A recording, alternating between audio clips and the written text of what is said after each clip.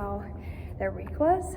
And if you're in Sprout, you start with some worship, dance songs, get their wiggles out before the story starts. So this is a working mat. The expectation is when you're telling the story, no one's touching the working mat until you're done with the story. This box is gold. And gold is a beautiful and very important color. And this means that whatever is inside this box is important to God. And it also should be important to us.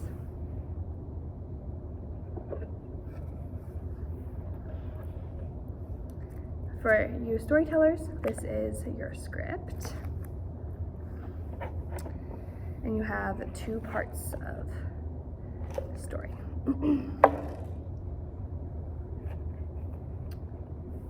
What color is this? And what does this remind you of?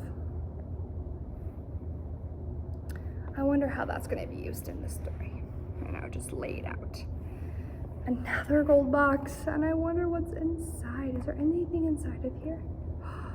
There is. What does this look like? Fire. And this looks kind of like wheat. What does this look like? A rope?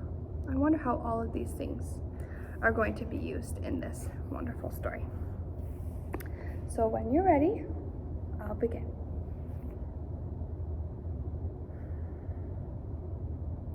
Jesus told them another parable. The kingdom of heaven is like a man who sowed good seed into his garden.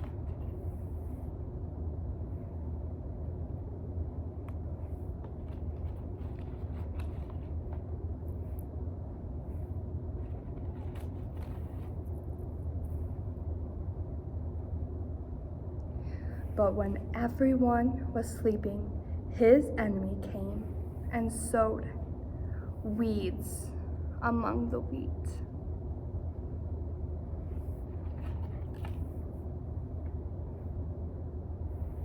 And then went away. When the wheat sprouted and formed heads, then the weeds also appeared. The owner's servants came to him and said, "Sir, didn't you sow good seed, wheat, into your fields? Where did these ugly weeds come from?" "An enemy did this," he replied.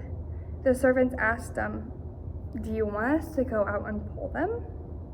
"No," he answered, "because while you are pulling the weeds, you may uproot the wheat with them. Let them both grow high together until the harvest. At that time, I will tell the harvesters, 'First, collect the weeds and tie them into a bundle and make them to be burned. Then, gather the wheat and bring it into my barn.'" Matthew 13:24-30. I'm wondering, what was your favorite part of the story? I'm wondering what you think the wheat and the weeds represented.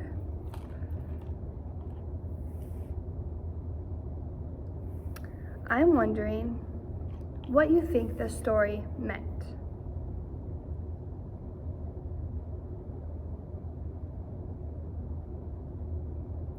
What was your favorite part of the story? Thank you. That's the end. If you want to do a little segment before you start the story about parables,